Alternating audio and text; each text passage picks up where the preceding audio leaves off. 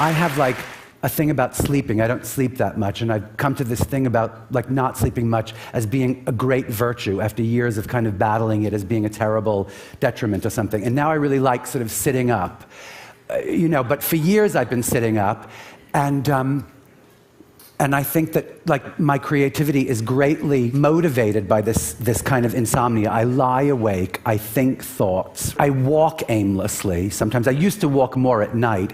I walk during the day and I follow people who I think look interesting. And sometimes, actually once it was on page 6 in the Post that I was cruising this guy, like sort of whatever, but I was actually just following because he had these really great shoes on, and so I was following this guy. And I took a picture of his shoes and we thanked each other and just went on our way. But I do that all the time.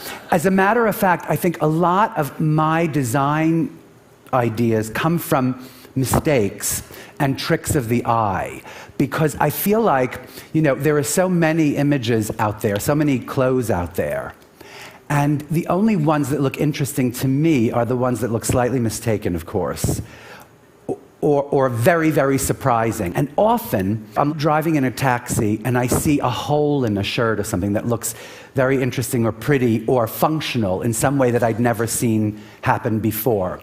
And so, I make the car stop and I get out of the car and walk and see that in fact, there wasn't a hole, but it was like a trick of my eye, it was a shadow, Or if there was a hole, I think oh damn, there was actually someone thought of that thought already. Someone made that mistake already, so I can't do it anymore.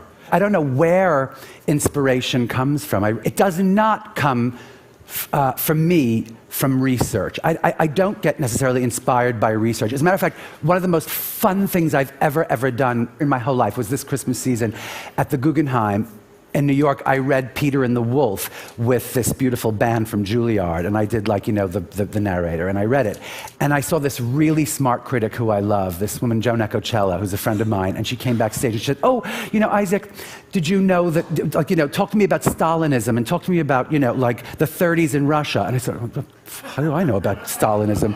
I know about a wolf and a bird, and, he ate the bird, and then in the end you hear the bird squeaking or something, So I don't really know that. I do my own kind of research, If I'm commissioned to do the costumes for an 18th century opera or something like that, I will do a lot of research because it's interesting, not because it's what I'm supposed to do.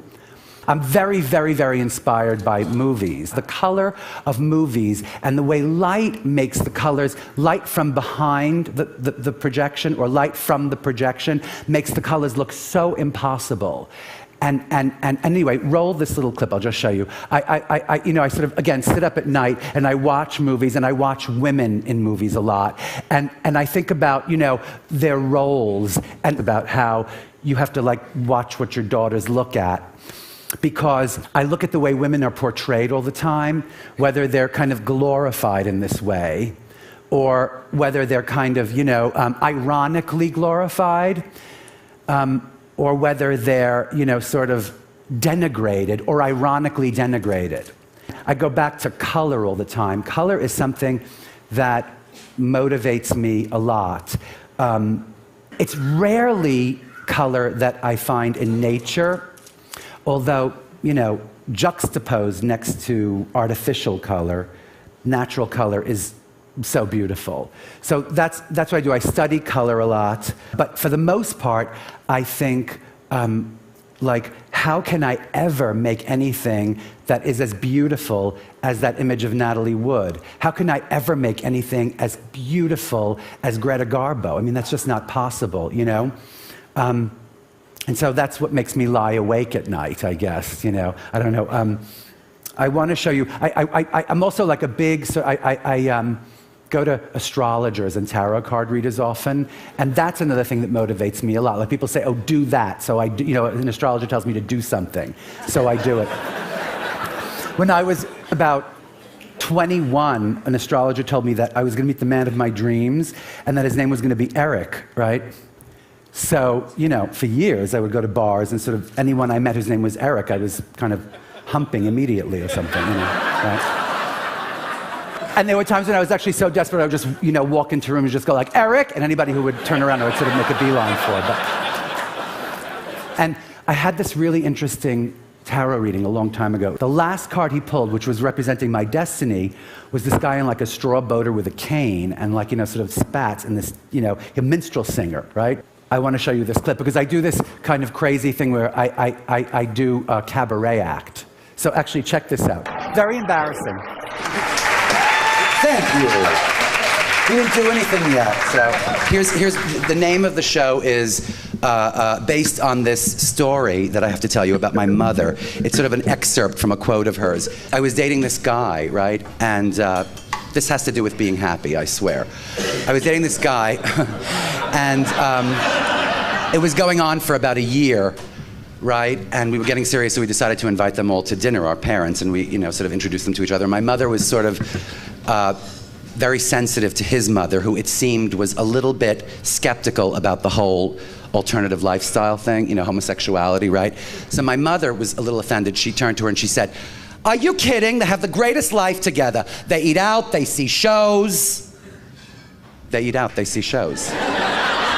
That's the name of the show. They eat out, they see. Oh, that's on my tombstone when I die. He ate out, he saw shows, right? So in editing these clips, I didn't have the audacity to edit a clip of me singing at Joe's Pub. So you'll have to check it out and come see me or something because it's mortifying. And yet, it feels. I don't know how to put this. I feel as though as little comfort as possible is a good thing, at least in my case, because if I just do one thing all the time, I don't know. I get very, very bored. I get very bored. I bore very easily. And, I don't say that I do everything well. I just say that I do a lot of things, that's all. And I kind of try not to look back, except I guess that's what staying up every night is about, like looking back and thinking, what a fool you made of yourself, But I guess that's okay, right? Because if you do many things, you get to feel lousy about everything and not just one, you don't master feeling lousy about one thing. Yeah, exactly. I will show you this next thing. Speaking of costumes for operas, I do work with different choreographers. I work with Twyla Tharp a lot, and I work with Mark Morris a lot, who is one of my best friends. And I designed 3 operas with him, and the most recent one, King Arthur. I've been very ingrained in the dance world since I'm a teenager. I went to performing arts high school where I was an actor, and many of my friends were ballet dancers. Again, I don't know where inspiration comes from. I don't know where it comes from. I started making puppets when I was a kid. Maybe that's where the whole inspiration thing started from, puppets, right? And then performing arts high school. There I was in high school meeting dancers and acting, and somehow from there, I got interested in design. I went to Parsons School of Design, and then I began my career as a designer. I don't really think of myself as a designer, and I don't really think of myself necessarily as a fashion designer. And frankly, I don't really know what to call myself. I think of myself as, I don't know what I think of myself as, so that's just that. But I must say, this whole thing about being slightly bored all the time, I think that is a very important thing for a fashion designer. You always have to be slightly bored with everything. And if you're not, you have to pretend to be slightly bored with everything. But I am really a little bored with everything. I always say to my partner, Marisa Gardini, who books everything. She books everything and she makes everything happen and she makes all the deals. And I always tell her that I find myself with a lot of time on the computer bridge program. Too much time on computer bridge, which is, that's, so somehow about 10 years ago, I thought that the most unboring place in the world would be like a TV studio, for a day show, some kind of a day talk show, because it's all of these things that I love kind of in one place. And if you ever get bored, you can look at another thing and do another thing and talk about it, right? And so I had this TV show, and that was a very, very, very big part of my process. Actually, could you roll the clip, please? This is one of my favorite clips of Rosie O'Donnell. We're back on the set. We're back on the set. Hi, Ben. Hi there. Hello, Ben. Look how cute she looks with this, just a slick back. My grandmother says delish. Delish. Wow, delish. All right, so now where should I position myself? I want to stay out of the way, and I want to be... Okay. There you go. Here we go. Did you get nervous, Ashley? Doing what? Cutting hair? Television? Like, because... No, cutting hair? Never. Never. I don't think there's ever a day where I cut hair I was nervous. You look so cute already, by the way. Sorry. You like it? Yeah. All right. Now, do you have a problem with looking cute? You want to look cute, Of course right? I want to look just cute. checking. Because some people want to look, aggressively ugly. No, not me, yeah, no. Okay, good. You read about all these people who have a lot of money and they have kids, and the kids always end up somehow, like, really messed up. You know what I mean? And right. There's got to be some way to do that, Rosie. Because just because if you're fabulously rich and fabulously famous, does that mean you shouldn't have kids because you know they're going to end up getting messed up? No, but it means that your priority has to be their well-being first, I think. But you have to make the decision for yourself. My kids are 7. Who the hell knows? They're going to be like 14 and in rehab, and they're going to be playing this clip. I'm such a good mother. My God, this is the shortest I've ever It looks good, I was right? about to ask you, has your head ever been close? No! But it's all right. I'm going crazy. I feel like it needs to be a little closer down Oh, no, here. this is stage. We're staging it. Are you freaking out? You look so cute. No, I love it. It's the new me. Oh, it's so Flock fabulous. of Rosie. Woo! So, by the way, of all the most unboring things in the world, right? I mean, like making someone who's already cute look terrible like that, that is not boring. That is nothing if it's not boring. Actually, I read this great quote the other day, which was, style makes you feel great because it takes your mind off the fact that you're going to die, right? And then I realized that was on my website, and then it said, like, the quote was attributed to me, and I thought, oh, I said something, in an interview. I forgot that I said that, but it's really true. I want to show you this last clip because it's going to be my last goodbye. I'll tell you that I cook a lot also. I love to cook. And I often look at things as though they're food. Like I say, oh, would you serve a rotten chicken? Then how could you serve, a beat-up old dress or something? How could you show a beat-up old dress? I always relate things to kitchenry.